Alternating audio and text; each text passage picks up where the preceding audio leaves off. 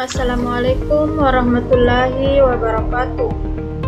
Perkenalkan, kami dari kelompok 6 akan mempresentasikan hasil proyek kami yang berjudul Sistem Rekomendasi Media Pembelajaran Berbasis Kondisi Kelas di Prodi Teknologi Pendidikan yang dibuat menggunakan bahasa pemrograman Python.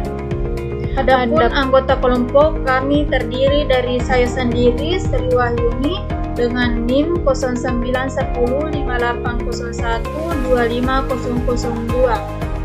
Selanjutnya akan dilanjutkan dengan perkenalan dari masing-masing anggota kelompok. Perkenalkan, saya Adili Ramase dengan NIM 09105801250022 sebagai pertama. Perkenalkan, nama saya Muhammad Syazman dengan NIM 09105801250014 sebagai pemateri ketiga. Itulah perkenalan singkat dari kelompok kami. Pada kesempatan kali ini kami akan menjelaskan kode program Python yang telah kami buat. Penjelasan akan disampaikan secara bergantian oleh masing-masing pemateri. Baik, saya alihkan ke penjelasan kepada pemateri pertama. Baik, saya akan menjelaskan bagian program yaitu pengulangan dan input. Di sini ada while true. While true ini adalah perintah dalam Python yang membuat program berjalan terus-menerus tanpa berhenti sampai ada perintah untuk menghentikannya seperti break.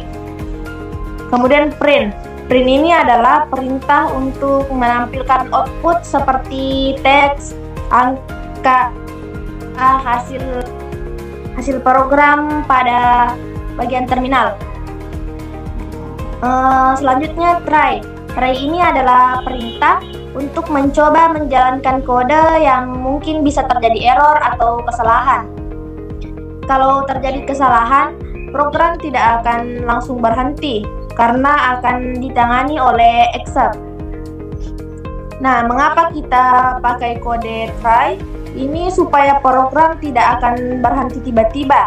Jika memang tidak ada error, maka program akan berlanjut normal. Jika ada error atau kesalahan, itu akan masuk ke except. Kemudian jumlah dan mode. Jumlah dan mode ini disebut variabel, di mana variabel itu tempat untuk menyimpan data di dalam program seperti angka atau teks. Sedangkan int ini adalah singkatan dari integer, yaitu data untuk bilangan bulat. Sedangkan input adalah perintah untuk meminta pengguna memasukkan data ke dalam program yang akan dijalankan pada bagian terminal. Selanjutnya di sini ada perintah mode lower. Ini fungsinya agar huruf tidak berpengaruh jika memakai huruf besar atau kecil. Sekarang masuk ke if. If ini adalah perintah dalam Python untuk mengambil keputusan berdasarkan suatu kondisi tertentu dalam program. Jadi if ini akan berjalan jika benar, kalau salah dilewati. Jadi di mana if ini benar dan menggunakan mode daring, maka otomatis keluar di terminal adalah gunakan LMS. Jika kondisi ini tidak terpenuhi, maka akan beralih ke percabangan selanjutnya. Kemudian elif.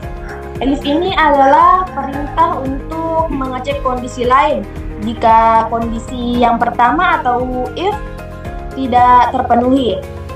Jadi elif ini akan berjalan saat kondisi if tidak terpenuhi. Contohnya di sini kita menggunakan dua kondisi, yaitu kondisi pertama jika lebih dari 30 orang akan menggunakan video pembelajaran.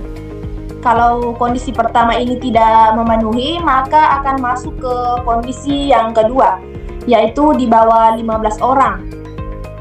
Dan akan menggunakan diskusi kelompok.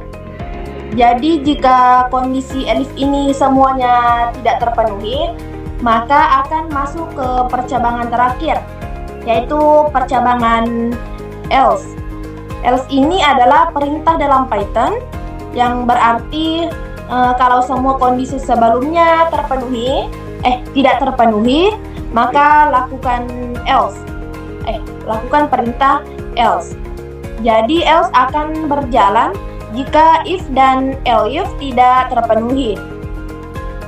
Else ini adalah bagian terakhir dari percabangan yang digunakan untuk menangani kondisi selain if dan elif. Jadi jika semua kondisi tidak terpenuhi, di sini kita akan menggunakan kondisi terakhir, yaitu menggunakan metode campuran. Baik, selanjutnya akan dijelaskan oleh pemateri ketiga. Terima kasih. Baik, saya akan melanjutkan penjelasan tentang bagian akhir program. Exif adalah bagian dalam Python yang digunakan untuk menangani error atau kesalahan yang terjadi di dalam tree. Program menjalankan kode di dalam tree. Kalau tidak error, akan berlanjut normal. Kalau error, baru masuk ke exif. Jadi, exif kalau user salah satu input, misalnya huruf saat diminta angka, program tidak akan berhenti, tapi akan menampilkan pesan seperti input tidak valid. Baik, saya akan membuat contoh program kembali ke awal, melewati proses yang salah dan kembali ke awal while true. Ulang sama dengan input dalam kurung balas kurung menanyakan apakah ingin mencoba lagi. If sama dengan ya. Jika ya, program akan berulang. Jika tidak, program akan berhenti. Break menghentikan perulangan while true dan program benar-benar selesai. Baik, itu yang bisa saya jelaskan. Saya kembalikan ke moderator untuk melanjutkan penjelasan terakhir.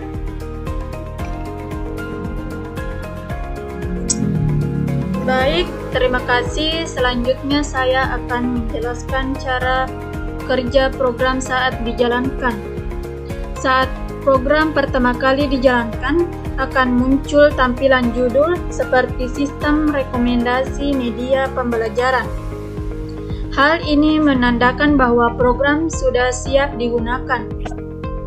Setelah itu, program akan meminta pengguna untuk memasukkan data, yaitu jumlah siswa. Di sini saya memasukkan 30. Dan mode pembelajaran daring atau luring. Di sini saya memasukkan luring. Jadi, selanjutnya program akan memproses data menggunakan percabangan if, elif, dan else, seperti yang telah dijelaskan oleh pemateri sebelumnya. Setelah proses tersebut, program akan menampilkan hasil rekomendasi kepada pengguna, seperti gunakan metode campuran. Jika terjadi kesalahan input, maka program akan menampilkan pesan input tidak valid, dan program tidak akan berhenti karena sudah ditangani menggunakan tree dan expect. Kemudian program akan menanyakan apakah pengguna ingin mencoba lagi atau tidak. Jika jawabannya ya, maka program akan diulang kembali dari awal. Namun jika jawabannya tidak, program akan berhenti menggunakan perintah break dan akan muncul tulisan program selesai. Demikian penjelasan cara kerja program saat dijalankan. Demikian presentasi dari kelompok kami mengenai sistem rekomendasi media pembelajaran berbasis kondisi kelas di Prodi Teknologi Pendidikan yang dibuat menggunakan bahasa pemrograman Python. Kesimpulan dari program ini adalah bahwa sistem dapat membantu memberikan rekomendasi media pembelajaran yang sesuai berdasarkan jumlah siswa dan mode pembelajaran. serta menggunakan logika percabangan dan penanganan error agar program dapat berjalan dengan baik. Kami menyadari bahwa program ini masih memiliki kekurangan, sehingga masih dapat dikembangkan lebih lanjut agar menjadi lebih baik dan lebih bermanfaat di masa yang akan datang. Demikian penjelasan dari kami. Apabila terdapat kekurangan dalam penyampaian maupun isi presentasi, kami memohon maaf. Wassalamualaikum warahmatullahi wabarakatuh.